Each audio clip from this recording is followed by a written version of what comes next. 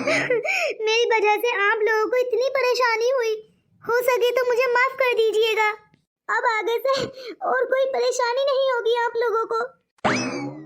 मेरी जेठानी जी को मारने की कोशिश की है? हाँ, तुमको क्या लगता है किसी को पता नहीं चलेगा? ऐसे ही निकल जाएगी।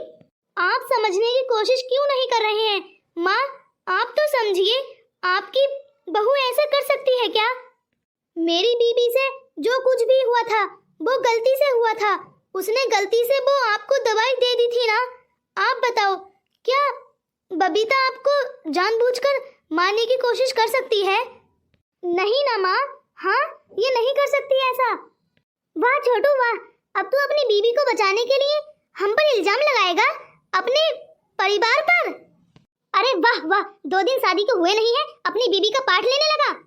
उल्टू दादा, मैं कोई इल्जाम नहीं लगा रहा हूँ, मैं बस इतना कह रहा हूँ कि ये चीज मैं समझ रहा हूँ कि बबीता से गलती हुई है, लेकिन बबीता जानबूझकर किसी को नहीं मार सकती ना। अरे तो दवाई आसमान से सीधा टपक कर ताई जी के मुंह में गिर गई क्या? इसने बोला ना कि इसने दवाई दी है, इसने कबूल किया है, तो फिर तुझे क्या प्रॉब्लम है? हाँ, मैं भी यही मानता हूँ कि दवाई बबीता ने दी है, लेकिन कोई ये टॉपिक को चेंज मत करो। ये पूछो कि वो दवाई उस रूम में आई कहाँ से? देख रही है ना जेठानी जी, सुन रही है ना आप? अरे दवाइयाँ मेरी हैं, इसलिए छोटू बार बार एक ही बात कर रहा है। अरे जेठानी जी, मैं अपनी दवाइयाँ आपको क्यों दूंगी? हाँ, वो भी इस लड़की को फंसाने के लिए। मैं ऐसा काम क्यों करूंगी? हाँ जेठानी जी, कुछ बोलो आप, मैं ऐसा काम क्यों करूंगी? अरे और भी तो 3 बहुएं हैं घर में, कभी उनके पीठ पीछे ऐसा काम करते हुए देखा है आपने मुझे? अरे जेठानी जी, इससे बेहतर तो यही है, आप मुझे अपनी छोटी बहू को घर में रख लीजिए और मुझे यहाँ से निकाल दीजिए। अरे आप लोगों को क्या हो गया है? हाँ, आप लोग भी फिजूल के इल्जाम लगाए जा रहे हैं। तुम्हें क्या हो गया है? तुम इस बारे में कुछ कहना नहीं चाहती क्या? अपने बारे में कुछ तो बताओ, कुछ तो सफाई दो अपने बारे में। नहीं, मैं इस बारे में कोई भी सफाई नहीं देना चाहती। इसका मतलब है आपको ये इल्जाम कबूल है? मेरे मानने या ना मानने से क्या फर्क पड़ जाएगा? यहाँ पर कोई भी मेरा भरोसा नहीं करेगा ना। तो जो इल्जाम मेरे ऊपर लगे हैं उन्हें कबूल करने के सिवा मेरे पास और कोई रास्ता भी नहीं है। बबीता, माँ के साथ तो कमरे में तुम ही रहती थी ना, तुम्हारे मन में ये सवाल नहीं आ रहा है क्या कि वहाँ नींद की गोलियाँ पहुँची कैसे? मुझे अब कुछ सफाई नहीं देनी, मैंने ये सारी बातें कल बता दी थी और अब मुझे बार बार वही रिपीट नहीं करना है। मैं घर जा रही हूँ, मेरी सासू माँ भी यही चाहती है ना, और सब लोग यही चाहते हैं, तो बस मुझे ये इल्जाम कबूल है। मैं अपने बारे में कोई भी सफाई नहीं दूंगी। आप लोग अगर मुझे गुनहगार समझते हैं तो यही सही। छोड़ो, जा जा, इसे ले जा इसके मायके और छोड़कर वापस आ जाना। मैं ये घर छोड़कर जा रही हूँ। इतना बड़ा क्राइम किया है तुमने और तुम्हें हम छोड़ेंगे नहीं, देख लेना, इसकी सजा मिलेगी तुमको। चाची जी अब तो बस कीजिए, अब वो घर छोड़कर जा रही है ना, अब तो आप लोगों को शांति मिलेगी ना। चलो, मैं तुम्हें तुम्हारे मायके छोड़ाता हूँ। जब तक मैं इस लड़की के हाथों में हथकड़ी नहीं पहना देता ना, मैं चैन से नहीं बैठूंगा। इसने हमारी ताई जी को मारने की कोशिश की है। क्या सोच रही थी हमारी चाची को मारने की कोशिश करेगी और निकल जाएगी आराम से? इतनी आसानी से तो हम जाने नहीं देंगे और बाहर जाके हमारे ही घर की बदनामी करेगी। मैं ऐसा होने नहीं दूंगा। मैं भी जानना चाहता हूँ कि उस रूम में वो स्लीपिंग पिल्स आई कैसे, और एक बार मुझे पता लग गया ना कि जिसने भी मेरी माँ को मारने की कोशिश की है, मैं उसे छोड़ूंगा नहीं। छोटू, जा, इसे छोड़कर आ जा, और हाँ, बाहर से ही वापस लौट आना, अंदर जाने की जरूरत नहीं है, वापस जल्दी आना। माँ, मैं वापस कैसे आ सकता हूँ? माँ, बबीता को इसके मायके छोड़ने के बाद मुझे वहाँ से ऑफिस भी जाना है, मैं शाम से पहले नहीं लौट सकता। चलो, मैं अपने मकसद में कामयाब हो गई। इस लड़की को आखिरकार मैंने घर से निकलवा ही दिया, पर अभी भी मैं चैन से नहीं बैठूंगी जब तक इस लड़की को जेल नहीं भेज देती। हाँ, पुलिस स्टेशन में जाकर कंप्लेन करूंगी और इसे पकड़वा दूंगी झूठे इल्जाम में। मुझे आपसे कुछ कहना है। अब कहने को क्या ही बचा है, कहो क्या कह रही हो। मैं समझ रही हूँ कि आपका मूड ऑफ है, इस तरह आपके घर वालों ने मुझे निकाल दिया। आपने मुझे देख के पसंद किया था, अभी आप शादी कर कर फंस गई हैं ना। मुझे आपकी हेल्प चाहिए। कैसी हेल्प? जो कहना है साफ साफ कहो। आज मेरी माँ आपके घर पर आई थी, पर सासू माँ ने उन्हें मना कर दिया।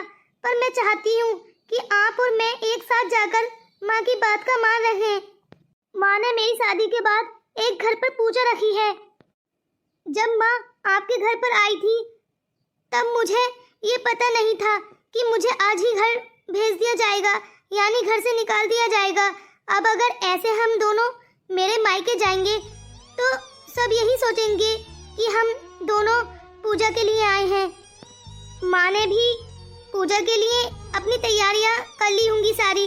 अब अगर उन्हें ये पता चलेगा कि आप मुझे वहाँ हमेशा के लिए छोड़ने आए हैं तो माँ ये सब सहन नहीं कर पाएगी।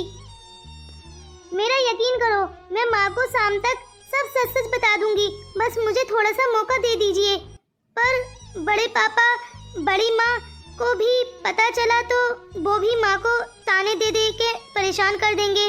बस रात तक का समय दे दीजिए आप, तब तक सबके सामने एक्टिंग कर सकती हैं हम उनको ऐसा महसूस कराएंगे कि हम पूजा के लिए आए हैं। आप बोल दीजिएगा कि आपके ऑफिस में काम था इसलिए आपको जाना पड़ेगा और आप रात को नहीं लौटेंगे। मैं रात तक माँ को सब सच सच बता दूंगी और मैं गारंटी लेती हूँ माँ आपको कॉल करके ये भी नहीं बोलेगी कि आप मुझे वापस आके ले जाइए। रात तक का समय दे दीजिए प्लीज। और मुझे इसके लिए क्या क्या करना पड़ेगा? मेरे पास कुछ पैसे रखे हैं, थोड़ी मिठाइयाँ ले सकते हैं? ठीक है। आपने पैसे क्यों दे दिए? मैं दे तो रही थी। कोई बात नहीं है, मैं आपको घर चल के सारे पैसे लौटा दूंगी। आपको बुरा लग रहा है ना? मेरा मतलब है कि मेरे जाने का नहीं, मुझ पर इस तरह इल्जाम लगने का। अगली बार आपसे दोबारा ऐसी गलती नहीं होगी। अगली बार मतलब अगली बार जब दोबारा आपकी शादी होगी तो आप अपने घर वालों की पसंद से ही कीजिएगा। आपने देखा ना अपनी पसंद से शादी करने का नतीजा। वो तो मैं देख रहा हूँ। आप मुझे डिवोर्स पेपर भेज दीजिएगा, मुझे बता दीजिएगा कहाँ कहाँ पे साइन करना है। मैं साइन करके आपको तुरंत भिजवा दूंगी पेपर्स। अच्छा, thank you so much for understanding Babita. ये सब सिर्फ सुनने के लिए नहीं कहा बल्कि समझने के लिए भी कहा है। वैसे भी जिसकी पत्नी पर इतना बड़ा इल्जाम लगे उसकी पत्नी को डिवोर्स दे देना ही ठीक है। और आजकल तो एक दिन में ही डिवोर्स हो जाता है। अच्छा, इसका भी एक्सपीरियंस है आपको? हाँ, ये इल्जाम भी लगा दीजिए। चलो, टैक्सी आ चुकी है। इससे पहले कि टैक्सी निकल जाए घर चलते हैं आपके।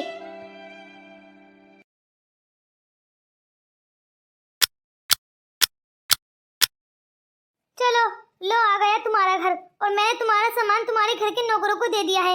वो तुम्हारे रूम तक पहुंचा देंगे। एक बात बताओ बबीता, क्या तुम्हें जरा सा भी अफसोस नहीं है मुझे अकेला छोड़कर जाने का? क्या तुम्हें थोड़ा भी दुख नहीं हो रहा कि मैं अकेला रह जाऊंगा? मुझे दुख तो बहुत हो रहा है, लेकिन मैं अपनी फीलिंग को कैसे तुमसे बयां करूं? मैं अपने आत्मसम्मान के सामने मजबूर हूँ उस नारी के आत्मसम्मान के सामने जिस पर झूठा इल्जाम लगाया गया है। मैं बस चाहती हूँ कि तुम अपने परिवार की मर्जी से शादी कर लो और खुशी खुशी रहो।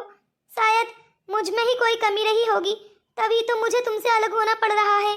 तुम तो खुश होगी ही, तुम्हें आज़ादी जो मिल रही है। देखो, शाम तक मैं अपने घर वालों को सब कुछ सच सच बता दूंगी। बस मुझे शाम तक का वक्त दो और ना ही तो मैं कॉल कर कर तुम्हें ये कहूँगी कि मुझे लेने के लिए आ जाओ। मुझे दुख तो... अरे बेटा, आप दोनों आ गए? माँ, मुझे आपकी बहुत याद आ रही थी माँ। अरे बेटा, तू रो क्यों रही है? कल ही तो मैं तेरे पास गई थी तुझसे मिलने के लिए और तू आज इतना क्यों बेटा? कुछ हुआ है क्या? माँ, मैं तुम्हारे बिना नहीं रह सकती माँ। माँ, मैं वापस नहीं जाना चाहती। मुझे खुद पर भरोसा नहीं हो रहा। आखिर मुझे कौन सी खूबी बबीता में नजर आई थी जो मैंने उससे अपनी पसंद की शादी कर ली। मेरे घर वाले भी नाराज हैं। ये तो मुझे धोखा देकर जाने लगी।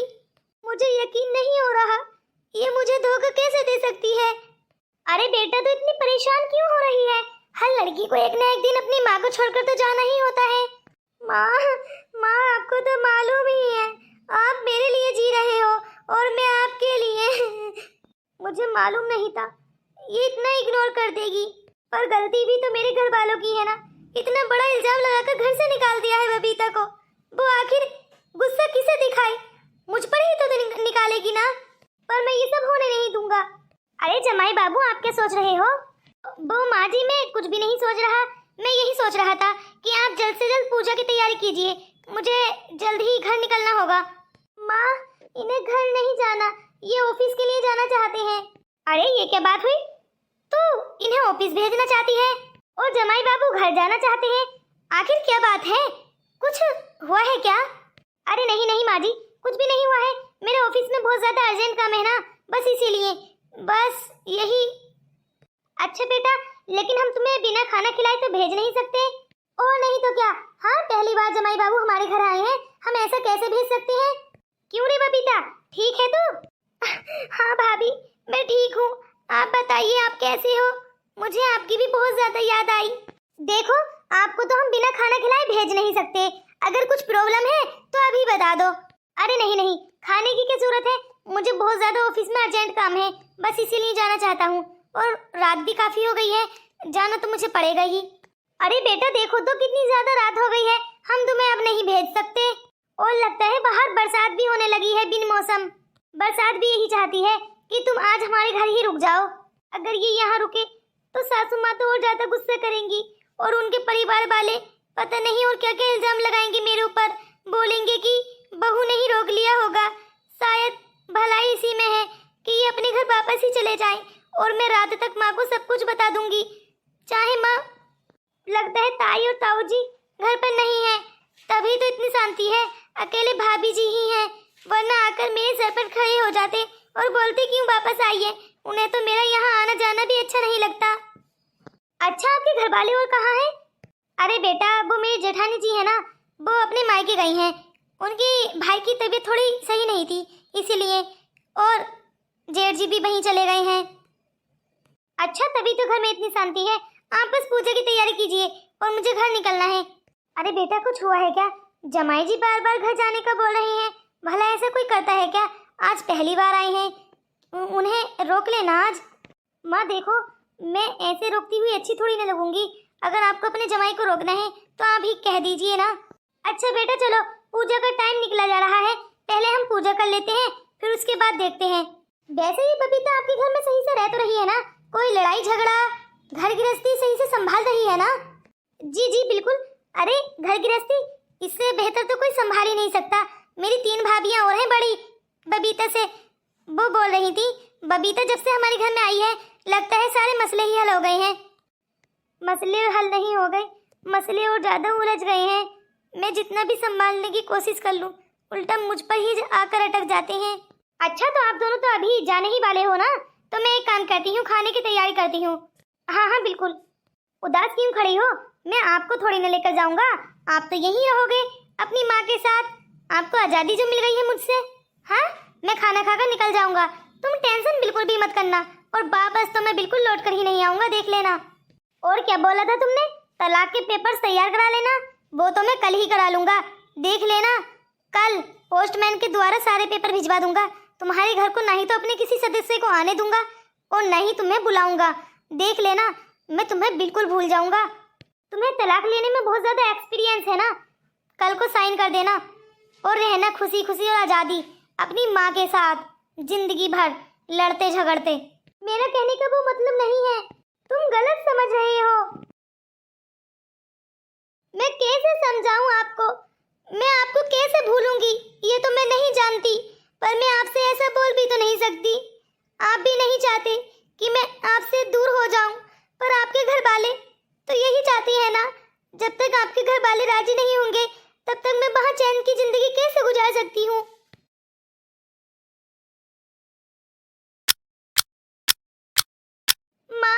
माँ मैं अपनी ससुराल वापस नहीं जाना चाहती। अरे बेटा तू इस तरह रो क्यों रही है? कुछ हुआ है क्या? बोल बोल मेरी बच्ची। माँ माँ मैं बाहर कैसे जा सकती हूँ? आप भी मुझसे पीछा छुड़ा रहे हो ना? माँ वहाँ पर लोग मुझे बोल रहे हैं कि मैंने अपनी सासू माँ को मारने की कोशिश की है।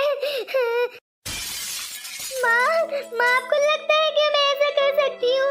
आपने मेरी इतनी अच्छी परवरिश की है, मैं कैसे झेलूं उन लोगों को?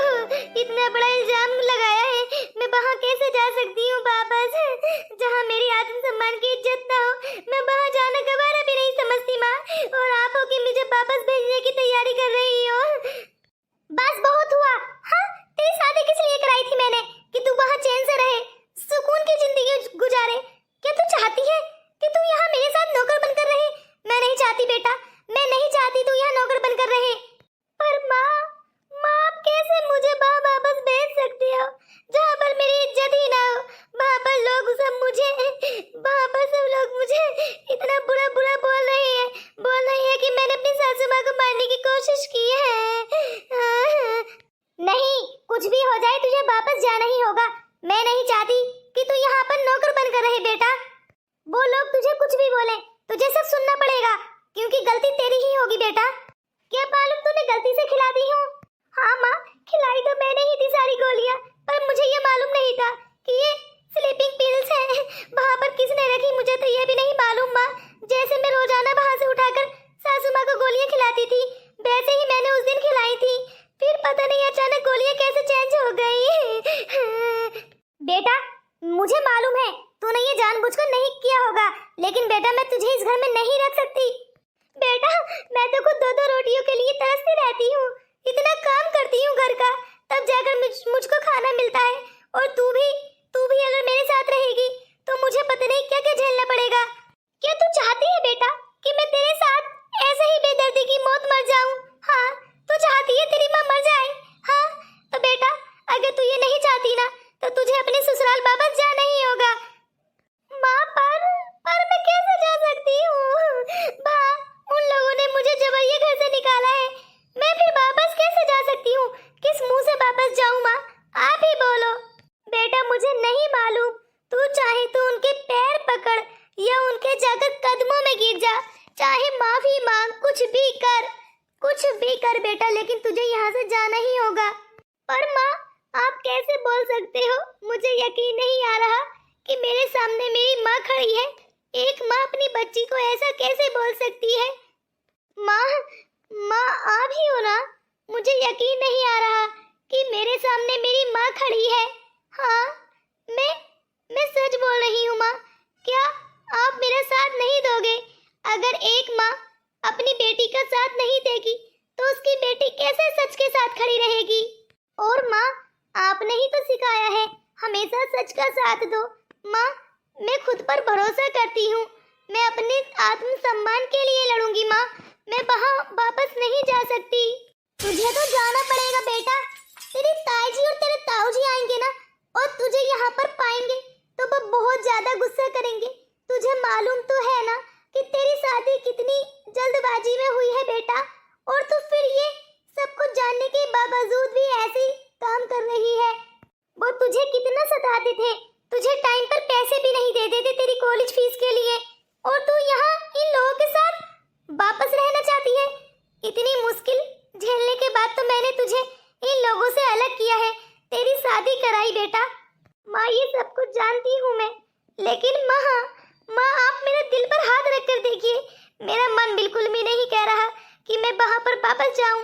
बेटा जमाई बाबू तो तेरा साथ दे रहे हैं ना, वो तो अच्छे हैं ना व्यवहार के, उनके साथ तेरा व्यवहार कैसा है बेटा? माँ वो काफी अच्छे हैं, हमेशा मेरा ही साथ देते हैं। और तो और माँ मैं चाहती थी कि वो पूजा के बाद घर वापस चले जाएं, पर देखो ना वो वापस भी नहीं गए। उनका तो मन ही नहीं कर रहा कि वो मुझे यहाँ अकेला छोड़कर चले जाएं। वो ये चाहते हैं कि मैं उनके साथ जाऊं। अरे बेटा जब तेरा पति तेरे साथ है तो तुझे किस बात का डर है बेटा? बात यही तो है ना माँ केवल उनके साथ देने से मेरा भला पूरा नहीं हो सकता जब तक घर वालों का व्यवहार भी मेरे साथ अच्छा नहीं होगा। दिन में वो लोग मुझे ताने मारते हैं और रात को मैं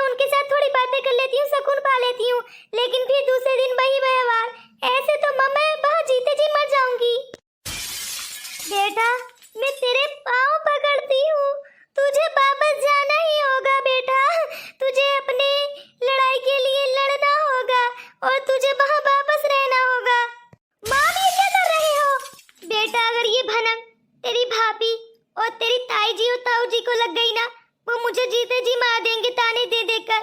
क्या तू चाहती है कि मेरा जीना भी हराम हो जाए? हाँ बेटा, तू सच का साथ दे। मैं कौन सा बोल रही हूँ, तू झूठ का साथ दे। बेटा, बाहर रहकर सच्चाई ढूंढ, आखिर ये सब किसने किया है, और खुद को बेगुनाह साबित कर बेटा। ऐसे मायके में आकर बैठ जाएगी तो कौन सा तेरा भला पूरा हो रहा है? फिर भी तो तेरे ऊपर इल्जाम लगे रहेंगे और सारे लोग यही बोला करेंगे कि हमारे घर में एक बहू आई थी, उसने सासू माँ को मारने की कोशिश की थी। बेटा, ये धप्पा तुझे अपने दामन से खुद साफ करना होगा, और यहाँ रहकर कुछ भी नहीं होगा, तुझे बाहर रहकर ही ये सब कुछ करना होगा। अगर तू चाहती है तेरी माँ जिंदा रहे तो तुझे वापस जाना ही होगा।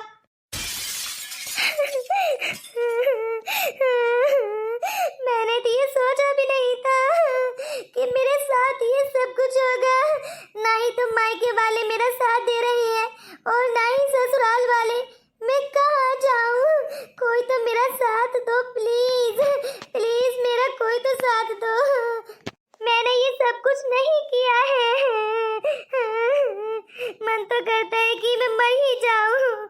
अच्छा, मरने का इतना ही मन कर रहा है ना, तो एक काम करो, मुझे भी साथ लेकर मर जाओ। मेरा भी जीने का बिल्कुल भी मन नहीं कर रहा है।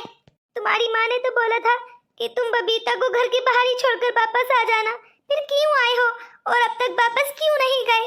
जाइए अपनी माँ के पास। वाह वाह, किससे बातें चुरा रही हो? मैंने सब कुछ सुन लिया है, और तुम्हारी माँ भी नहीं चाहती कि तुम यहाँ रहो।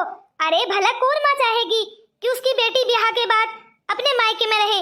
माँ तो यही चाहती है कि उसकी बेटी खुशी खुशी अपने ससुराल में दिन बिताए, और तुम यहाँ दूसरे दिन ही आकर बैठ गई हो। किस माँ पर खंजर नहीं चलेंगे? पहले मुझे आप एक बात बताओ, क्या मैंने आपकी माँ को मारने की कोशिश की है? क्या मैं ऐसा कर सकती हूँ? क्या आपको भी यही लगता है? देखो बबीता, मैं जानता हूँ कि वो गोलियाँ तुमने बाहर नहीं रखी हैं, और तो ना ही तो तुमने जानबूझकर वो गोलियाँ खिलाई हैं। अगर तुम्हें मालूम होता कि वो स्लीपिंग पिल्स है तो आप मेरी माँ को वो गोलियाँ कभी भी नहीं खिलाते। इतना तो मैं आपको जानता हूँ। अभी भी मेरे पर यकीन नहीं है क्या? मैं सच जानता हूँ कि वो गोलियाँ तुमने बाहर नहीं रखी हैं। तुम्हारे ऊपर झूठा इल्जाम लगाया जा रहा है, और लगाया भी जा रहा है। ये बात तो तय है कि किसी भी लड़की पर शादी के दूसरे दिन ही इतना बड़ा इल्जाम लगाया जाए, कोई भी लड़की बर्दाश्त नहीं करेगी। अभी तो हमारा रिश्ता इतना मजबूत भी नहीं हुआ है कि मैं तुम चाहे मेरा कितना भी साथ ले लो, कोई भी तुम्हारा यकीन नहीं करेगा। इसलिए तो बोल रही हूँ, जब तक आपके परिवार वाले मेरा साथ नहीं देंगे तब तक मैं वहाँ में कैसे रह सकती हूँ? अरे सब यही बोलेंगे कि 2 दिन शादी के हुए नहीं है, जोरू का गुलाम बन गया है और अपनी पत्नी को बचाने की कोशिश में लगा है। इसीलिए रोहन, तुम वापस चले जाओ अपने घर। मैं यहाँ सारी सिचुएशन संभाल लूंगी। तुम्हें थोड़ा सा भी अफसोस नहीं है ना मुझे अकेला छोड़ने का? देखो, ये तो मैं नहीं जानती कि मुझे अफसोस होगा या नहीं, लेकिन अगर तुम मेरा साथ देना चाहते हो तो फिर मेरे साथ पुलिस स्टेशन चलो। मैं वहाँ जाकर गवाही दूंगी, जिससे कि पुलिस आकर सबकी छानबीन करेगी और दवाइयों के पर्चे निकलवाएगी। जब सारी दवाइयाँ सारे लोग अपने रूम से निकाल कर देंगे, या फिर पुलिस का स्टाफ छानबीन जबरदस्ती निकालेगा, तो शायद सच्चाई का पता लग सके कि आखिर वो गोलियां किसके रूम की थी। और तो और सच्चाई का पता भी लग जाएगा कि आखिर वो किसने रखी है। या आपके घर में सीसीटीवी कैमरास होंगे, पुलिस उनको भी देख लेगी, जिससे सच का पता लग जाएगा। मैं तो 100% बिल्कुल सही हूँ, और मैं ये चाहती हूँ कि ये छानबीन जरूर हो। अरे वाह बबीता, तुम्हारे पास ये आइडिया कहाँ से आया? हाँ, हमारे हर रूम में सीसीटीवी कैमरास लगे हैं, हम पुलिस के जरिए ये सारे देख सकते हैं। और तो और अगर हम लोग बोलेंगे तो सारे लोग हमें मजनू कहकर बोलेंगे।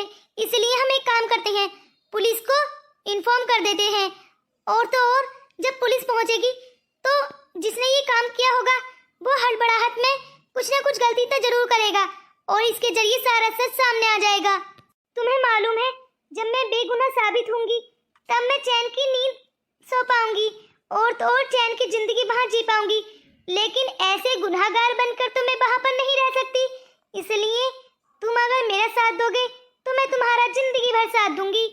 अरे टाइम वेस्ट मत करो, अभी निकलते हैं, कहाँ की टेंशन कर रही हो, चलो मेरे साथ। और सुनो सुनो दोस्तों, मुझे कमेंट्स किया था धर्मेंद्र सिंह प्रयागराज से। तो दोस्तों अगर आप चाहते हो कि मैं भी आपका नाम लूं तो आप जल्द से जल्द मेरे कमेंट्स बॉक्स में जाकर कमेंट्स कीजिए और बताइए आखिर ये गुनहगार कौन निकलेगा। अगर आप पार्ट 3 देखना चाहते हैं तो प्लीज जल्द से जल्द कमेंट्स कर दो। आज जो जो लोग कमेंट्स करेंगे मैं उनका नाम अगली वीडियो में जरूर लूंगी।